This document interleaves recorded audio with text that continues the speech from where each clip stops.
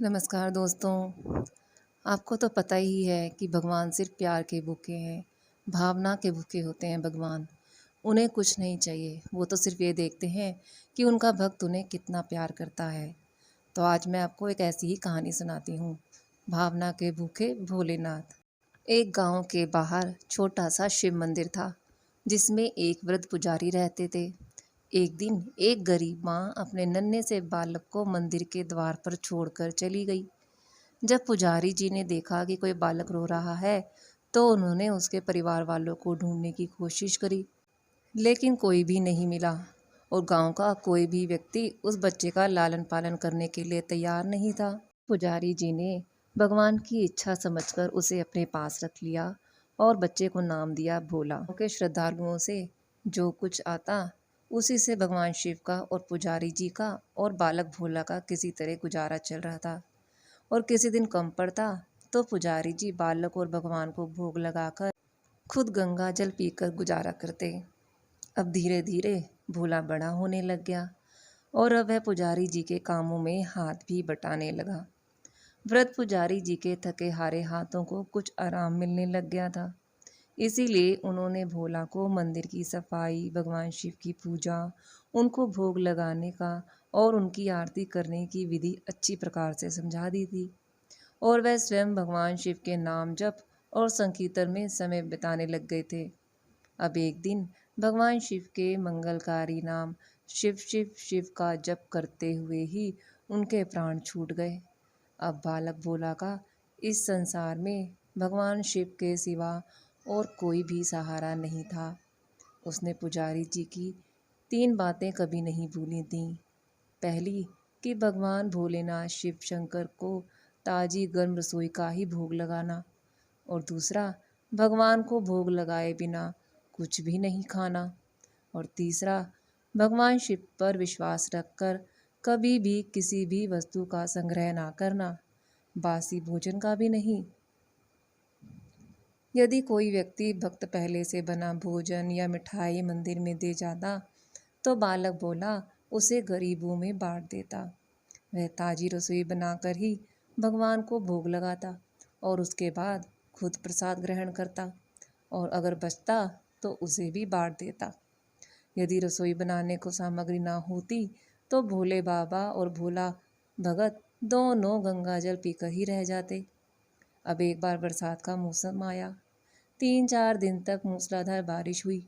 मंदिर में एक भी भक्त नहीं आया। भोला अपने भोले बाबा को गंगा जल का भोग लगाता रहा और उसे ही पीकर वह भी रह जाता। भगवान शिव बालक भोला की परीक्षा ले रहे थे और उसकी सहन शक्ति को भी देख रहे थे। आखिर में अपने भक्त बालक को भूख से तड़पते देख उनसे रहा नहीं गया। शिव भगवान सेठ के नौकर का रूप धारकर हाथ में भोजन सामग्री की पोटली लेकर वर्षा में भीगते हुए मंदिर के द्वार पर जा पहुँचे। उन्होंने आवाज़ लगाकर भोला को बुलाया और उसके हाथ में पोटली देते हुए बोले, सेठ जी ने ये कच्चा राशन भेजा है, इससे रसोई बनाओ, भोग लगाओ और स्वयं भी प्रसाद पाओ। मैं कल फिर आऊँगा। भोला भगत ने आशीर्वाद देकर उसे विदा कर दिया और सूखी गीली लकड़ियों के धुएं में गर्म रसोई बनाकर भगवान शिव को भोग भी लगाया। पूरे बरसात के मौसम में शिव भगवान नौकर के वेश में भोला भगत को कच्चा राशन देते आते रहे और स्वयं भी गर्मा गर्म रसोई का भोग पाते रहे। अब एक दिन भोला भगत ने सोचा कि सेठ जी को कच्चा राशन भेजते हुए 4 महीने हो गए हैं, लेकिन खुद उन्होंने कभी भी मंदिर में भोले बाबा का प्रसाद ग्रहण नहीं किया। अब अगले दिन शिव भगवान नौकर का वेश बदलकर जब पोटली देने आए तो भोला भगत ने उनसे बोला, भाई, तुम्हारे इतने धर्मात्मा सेठ जी कभी खुद मंदिर में प्रसाद लेने नहीं आए। इस कारण मेरा हृदय बहुत दुखी हो रहा है। अपने सेठ जी से कहना कि कल वह भी मंदिर में प्रसाद ग्रहण करने जरूर आए।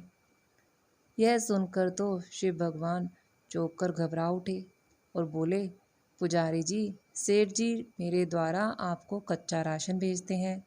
आप इससे भगवान को भी भोग लगा लेते हैं और खुद भी प्रसाद पा लेते हैं। फिर सेठ जी को बीच में बुलाने की क्या ज़रूरत है। जैसा चल रहा है वैसा ही चलने दीजिए। भोला भगत बोला, ऐसे कैसे चलने दूं? आपके धर्मात्मा सेठ जी इतने दिनों से कच्चा राशन भेज रहे हैं, क्या मैं उन्हें भगवान का प्रसाद देने का अपना कर्तव्य भी पूरा नहीं कर सकता? मैं किसी का उधार खाने वाला नहीं हूँ। अपने सेठ जी से कह देना, अगर कल भगवान शिव का प्रसाद ग्रहण करने नहीं आए तो मैं भी उनका कच्चा राशन लेना बंद कर दूंगा। अब नौकर बने शिव भगवान ने तो अपने भोले भगत की अकड़ देखकर कांप उठ गए और मन ही मन भगवान यह सोचकर हंसे कि आज तो लेने वाला ही देने वाले के सर पर धोस दिखा रहा है। लेकिन इतने सरल हृदय भक्त के मनोभाव देखकर भगवान रीझ गए। वह बोले, ठीक है, कल सेठ जी मंदिर में प्रसाद ग्रहण करने ज़रूर आएंगे। दूसरे दिन बड़े सवेरे ही भगवान शिव नौकर के वेश में दूध और बहुत सारी भोजन सामग्री लेकर मंदिर में पहुंच गए। अब भोला भगत चौंकते हुए बोला, आज इतना सारा राशन किसके लिए लाए हो? तो शिव भगवान जो नौकर बनकर आए थे वह बोले, पुजारी जी भूल गए क्या?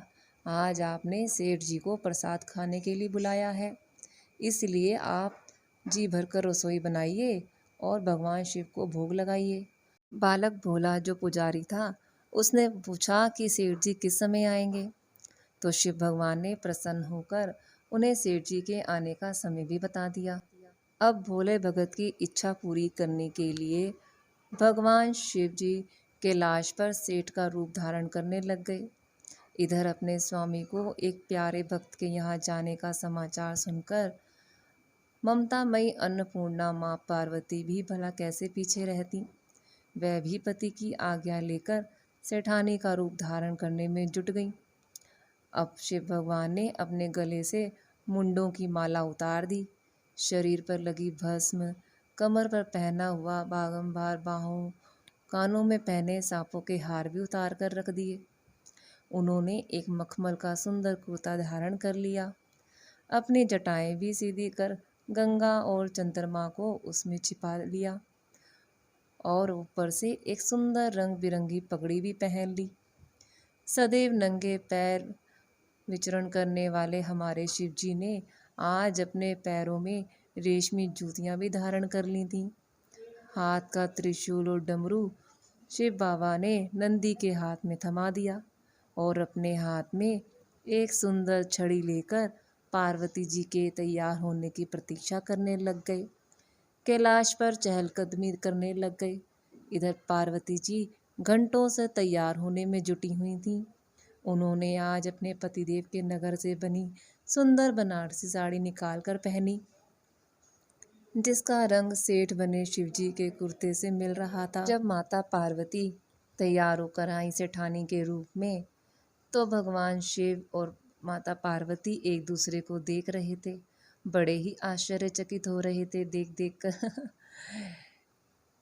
इससे पहले उन्होंने कभी भी एक दूसरे का ऐसा सुंदर रूप नहीं देखा था। जब भगवान गौरी शंकर सेठानी सेठ का रूप धारण करके कैलाश से अपने भक्त के यहाँ दावत खाने चले गए, तो गणेश, कार्तिकेय, नंदी, ऋषि मुनि, देवता उन्हें देखकर ठगे से रह गए। सेठ बने शिवजी अपने हाथ में ली हुई छड़ी को अदा से घुमाते हुए पृथ्वी पर टेकते हुए चल रहे थे और उनके पीछे पीछे उनके साथ माता पार्वती चल रही थीं। और इधर भोला भगत आज सुबह से ही सेठ जी के स्वागत में भांति भांति के पकवान बनाने में जुटा हुआ था। अपने शिव भगवान का भोग तो वह चलते फिरते बना लेता था, लेकिन आज तो सेठ जी आने वाले थे। वही सेठ जी जो पिछले कई महीनों से उसके लिए और उस भगवान शिव के लिए कच्चा राशन भेज रहे थे। आज उसने अपनी सारी पाक कला झोंक डाली थी प्रसाद बनाने में।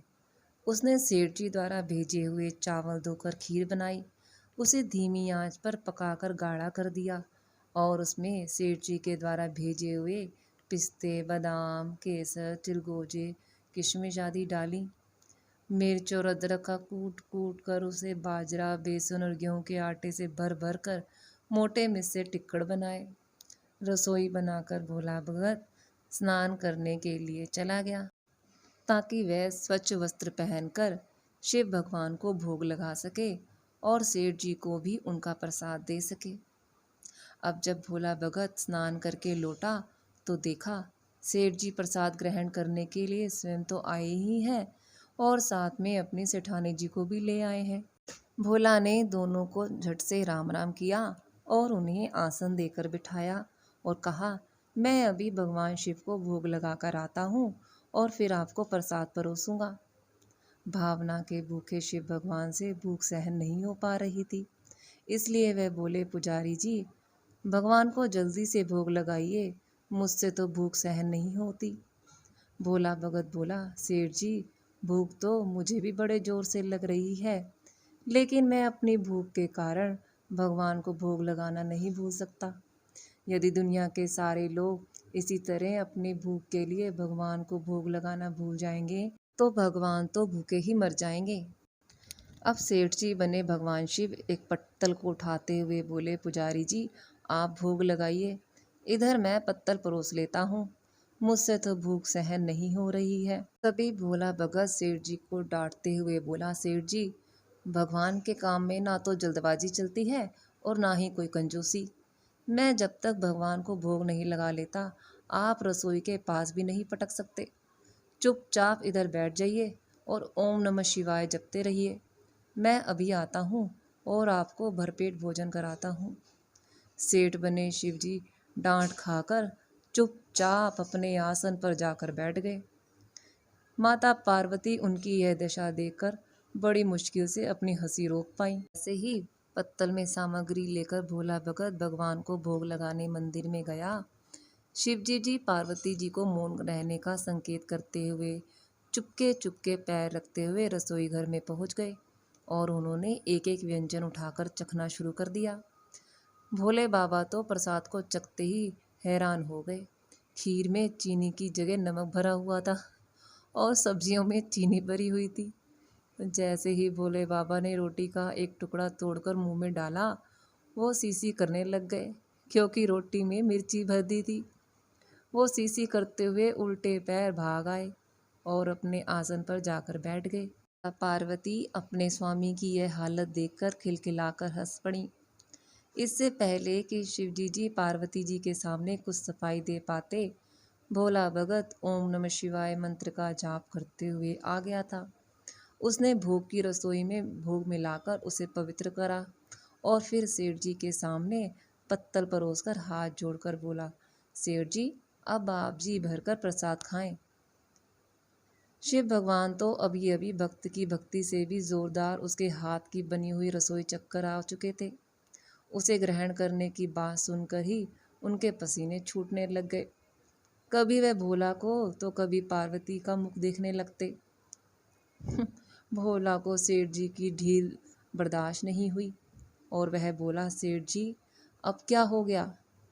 अभी अभी तो आपको इतनी उतावली मची हुई थी, अब क्यों नहीं उठा रहे हैं प्रसाद को? आप ग्रहण तो करो, तभी तो माता जी प्रसाद ग्रहण करेंगी और फिर मैं भी प्रसाद पा पाऊंगा। भोला की यह बात सुनकर भगवान शिव ने चुपचाप खीर का कुल्हड़ उठाया और सारी नमकीन खीर गटागट पी गए। कुल्हड़ खाली हुआ और फिर भोला ने उसे झट से भर डाला। अपने प्रिय भगत के हाथों परोसे हुए भोग में भगवान को आज दुगना स्वाद आने लग गया। भोला परोसता गया और शिव भगवान पीते गए। माता पार्वती भक्त और भगवान दोनों के प्रेम को देखकर मंत्रमुग्ध होती गईं। जब सारी रसोई खत्म हो गई तो भगवान ने एक जोर की डकार ली। भोला को होश आया और बोला, वाह सेठ जी वाह, मैं ही बावला था जो इतनी थोड़ी सी रसोई बनाई।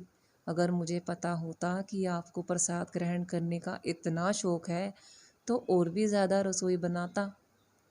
शिव भगवान अपने पेट पर हाथ फेरते हुए माता पार्वती की ओर मुस्कुराकर देखते हुए बोले, पुजारी जी मैं इतना रोज कहाँ खाता हूँ, लेकिन आज प्रसाद इतना स्वादिष्ट बना था कि मैं अपने आप को नहीं रोक पाया।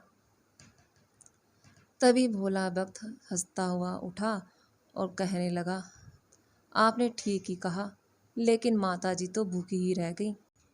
माता पार्वती से भोले का यह मुंह देखा ना गया और उन्होंने अपनी बची हुई खीर की 4 बूंदें अपने कंठ में टपका ली। शिव भगवान द्वारा भोग लगाने से प्रसाद में अद्भुत अलौकिक स्वाद भर गया था।